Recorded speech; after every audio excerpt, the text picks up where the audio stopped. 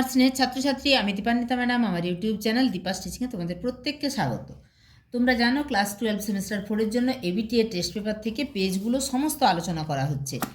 AC 7, AC 30, AC 50, AC 73, AC 92, AC 104, AC 120, AC 126, AC 132।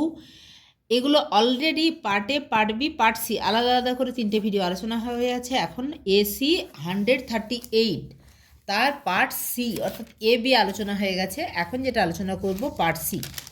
এর জন্য দেখো তোমাদের যে নতুন সেমিস্টারের নতুন সিলেবাসের বইগুলি প্রকাশিত হয়েছে, প্রত্যেকটি বইয়ের সাহায্য নেব।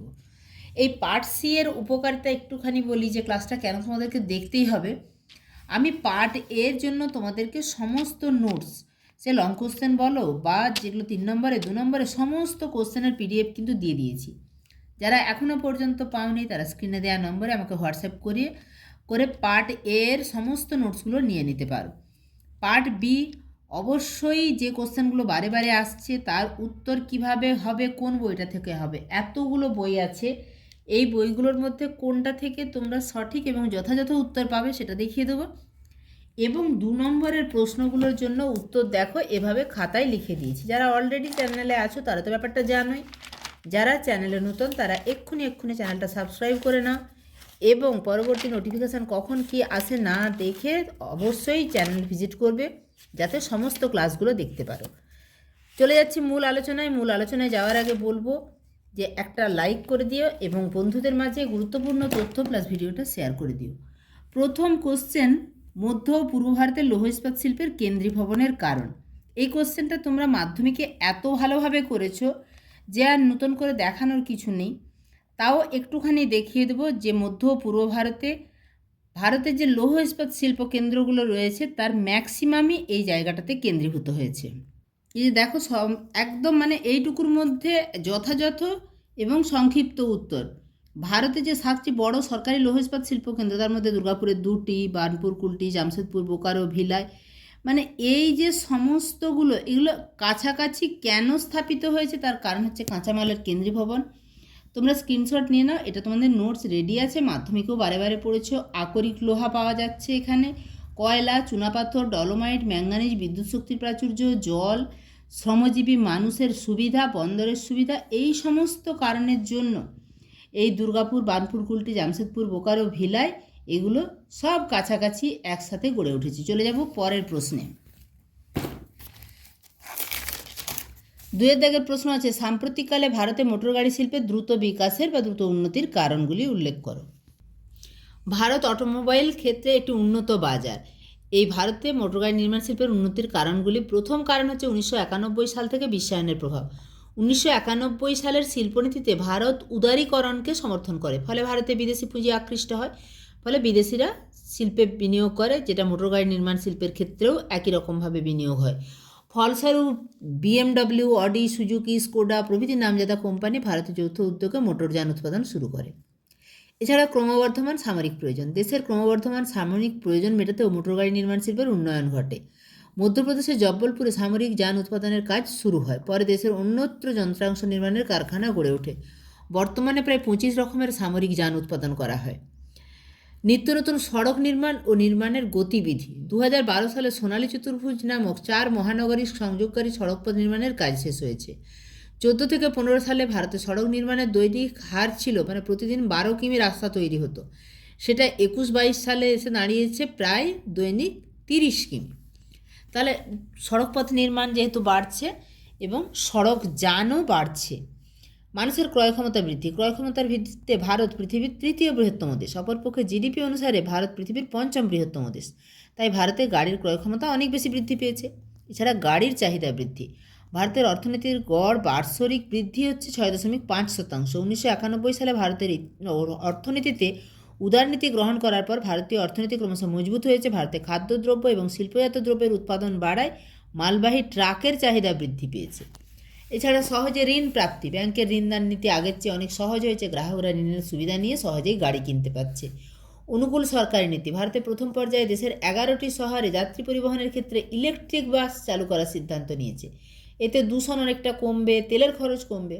25 জুলাই 2023 তথ্য অনুযায়ী দ্বিতীয় পর্যায়ে দেশের প্রায় 68টি শহরে এই ইলেকট্রিক বাস চালু, তাতে যে দূষণ কমবে বা তেলের খরচ কমবে, এটাও কিন্তু গাড়ি ক্রয় করার ক্ষেত্রে মানুষ যেমন গাড়ি কেনাটাকে অনেক সহজভাবে নেবে, সঙ্গে সঙ্গে মোটর গাড়ি নির্মাণ শিল্পেরও উন্নতি হবে। চলে যাব পরের প্রশ্নে। এখানে পার্ট সিতে আমরা যেমন ভারত থেকে কোশ্চেন পাবো, সেরকম বিভিন্ন অঞ্চলগুলো থেকে, এখানে জাতীয় রাজধানী অঞ্চলে অর্থাৎ দিল্লিতে সাম্প্রতিক বায়ু দূষণের কারণ, আর পরের কোশ্চেনটা আছে পশ্চিমবঙ্গের ডুয়ার্স অঞ্চলে মানুষ এবং বন্যপ্রাণ সংঘর্ষ মোকাবিলায় কী কী ব্যবস্থা গ্রহণ করা হয়েছে।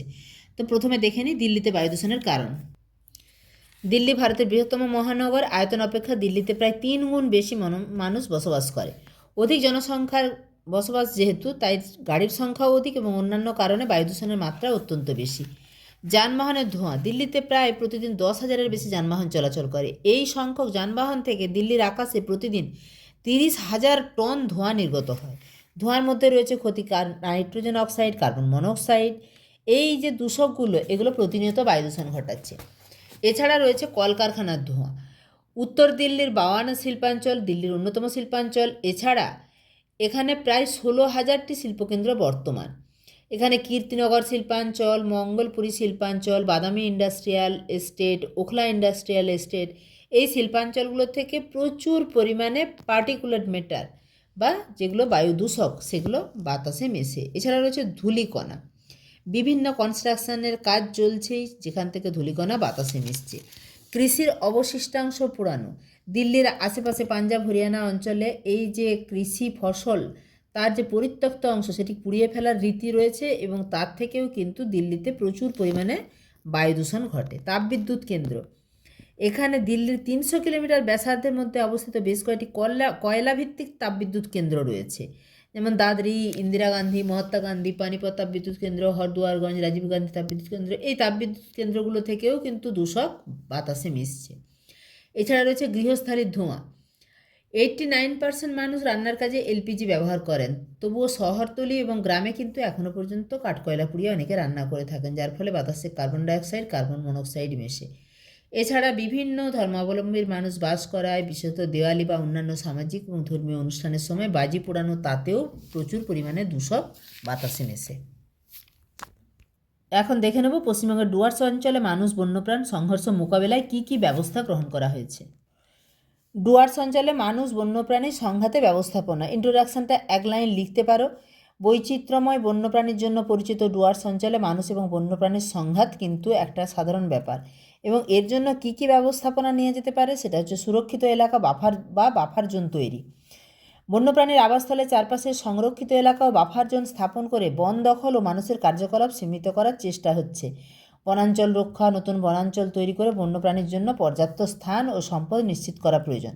এছাড়া বন্যপ্রাণী করিডর উন্নয়ন, বন্যপ্রাণীর করিডরগুলি দিয়ে যাতে বন্যপ্রাণীরা নিরাপদে চলাচল করতে পারে তার ব্যবস্থা করা উচিত।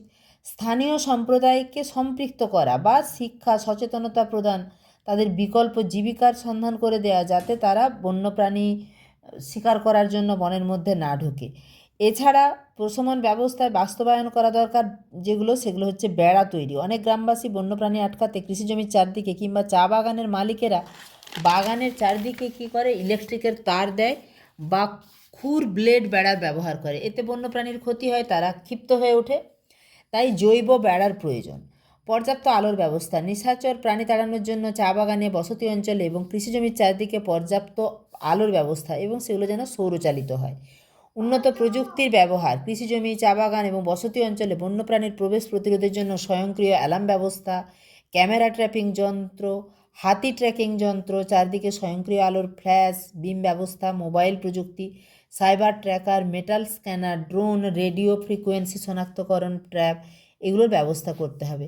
এছাড়া অন্যান্য ফসল বা উদ্ভিদের চাষ, হাতির মতো তৃণভোজী প্রাণীদের আক্রমণ প্রতিহত করার জন্য কৃষিজমি, রাস্তার ধারে এবং চা বাগানের চারদিকে তাল, শন প্রভৃতি উদ্ভিদ ফসলের চাষ করা যেতে পারে।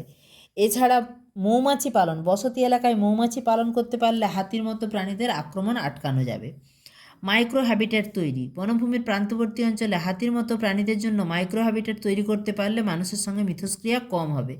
এখানে প্রয়োজনীয় জলাশয়, খাদ্য সংস্থান থাকবে, এমনকি প্রাণীদের প্রয়োজনীয় বিভিন্ন ফসল কিংবা উদ্ভিদের চাষ বা রোপণ করা হবে, ফলে বন্যপ্রাণীদের লোকালয়ে প্রবেশ আটকানো সম্ভব হবে। এটা অনেকটাই হচ্ছে, এর মধ্যে তোমাদের যতটা সহজ মনে হচ্ছে তোমরা স্ক্রিনশট নিয়ে ততটুকু লিখে নেবে 3 নম্বরের মতো। এরপরে পার্ট সিতে 2 নম্বরের প্রশ্নগুলি। বেঙ্গালুরুকে ভারতের সিলিকন ভ্যালি বলা হয় কেন? আদমশুমারি ভিত্তিক ভারতের পৌরবসতির সংজ্ঞা দাও। নীল বিপ্লব বলতে কী বোঝো? সুন্দরবন অঞ্চলে মানুষ বন্যপ্রাণের সহাবস্থানের ক্ষেত্রে মূল বাধা কী? বেঙ্গালুরুকে ভারতের সিলিকন ভ্যালি বলা হয় কেন? না, মার্কিন যুক্তরাষ্ট্রের ক্যালিফোর্নিয়া রাজ্যে, বিশেষ করে সান ফ্রান্সিসকো উপসাগরীয় অঞ্চলে বিশ্বের বৃহত্তম প্রযুক্তি কোম্পানিগুলির সদর দপ্তর অবস্থিত। বৃহত্তম প্রযুক্তি কোম্পানিগুলির মধ্যে Infosys, Wipro, TCS, IBM, Accenture, Google, Microsoft. তো এইগুলো হচ্ছে মার্কিন যুক্তরাষ্ট্রের ক্যালিফোর্নিয়া রাজ্যে, বিশেষত সান ফ্রান্সিসকো অঞ্চলে অবস্থিত। এই অঞ্চলটাকে বলা হয় সিলিকন ভ্যালু। আমাদের ভারতের বেঙ্গালুরুতেও আইটি ও সফটওয়্যার শিল্পের কেন্দ্রস্থল। বেঙ্গালুরুতে ভারতের সবচেয়ে বেশি আইটি কোম্পানি, সফটওয়্যার ফার্ম ও টেক স্টার্ট আপ রয়েছে। Infosys, Wipro, TCS, IBM, Accenture, Google, Microsoft, এইসব বড় বড় কোম্পানিগুলোর প্রধান ক্যাম্পাস এই বেঙ্গালুরুতেই অবস্থিত। তাই মার্কিন যুক্তরাষ্ট্রের ক্যালিফোর্নিয়া রাজ্যের এই সান ফ্রান্সিসকোর সঙ্গে তুলনা করে ভারতের যে বেঙ্গালুরু, তাকে সিলিকন ভ্যালি বলা হয়। আদমশুমারি ভিত্তিক পৌরবসতির সংজ্ঞা দাও। পৌরবসতি কাকে বলবো? আদমশুমারি অনুযায়ী পৌরবসতির কয়েকটা মানদণ্ড স্থির করে দেওয়া হয়েছে। একটা বসতি, তার জনসংখ্যা অবশ্যই 5,000-এর বেশি হতে হবে এবং ওই বসতিতে জনঘনত্ব প্রতি বর্গকিমিতে হবে 400 জন। পৌর এলাকায় মোট কর্মীর 75% অকৃষিকাজের সঙ্গে যুক্ত হবে, মানে তারা কৃষিকাজের সঙ্গে কোনোরকমভাবে যুক্ত থাকবে না, 75%-এর বেশি মানুষ। পৌর বসতিটি পৌরসভা বা পৌর নিগম, যেটা মিউনিসিপ্যাল বা কর্পোরেশনের অধীনস্থ হতে হবে। এরপরে দেখে নেব নীল বিপ্লব বলতে কী বোঝো। উন্নত আধুনিক পদ্ধতি দ্বারা মৎস্য প্রজনন, মৎস্য আহরণ, সংরক্ষণ, প্রক্রিয়াকরণ, বাজারজাত করার ক্ষেত্রে যে বৈপ্লবিক পরিবর্তন, তার মানে মাছ চাষের অতি আধুনিকীকরণ, সমস্ত ব্যাপারটাতে প্রজনন, আহরণ, সংরক্ষণ, প্রক্রিয়াকরণ, বাজারজাতকরণ, একেই বলছে মাছ চাষের ক্ষেত্রে যে এই পরিবর্তন, তাকেই বলছে নীল বিপ্লব। সুন্দরবন অঞ্চলে মানুষ ও বন্যপ্রাণীর সহাবস্থানের ক্ষেত্রে মূল বাধাগুলো কী? আমরা জানি সুন্দরবন অঞ্চল বন্যপ্রাণীদের আবাসস্থল। সেখানে মানুষও কিন্তু বসবাস করে এবং সহাবস্থানের সঙ্গেই বসবাস করতে হয়। সেক্ষেত্রে বাধাগুলো কী? বাধাগুলো হচ্ছে বাসস্থানের ক্ষতি। কাদের বাসস্থানের ক্ষতি? বন্যপ্রাণীদের। এই বাসস্থানের ক্ষতি ও অবক্ষয়, কিভাবে বাসস্থানের ক্ষতি করা হয়? গাছ কেটে নেওয়া বা বন উজাড় বা বন দখল। এছাড়া সমুদ্র জলতলের উচ্চতা বৃদ্ধি পাচ্ছে, তার মানে বনের পরিমাণ কমে যাচ্ছে। যেহেতু জলতলটা বৃদ্ধি পাচ্ছে, তাই জলতল উপরের দিকে অনেকটাই উঠে যাচ্ছে।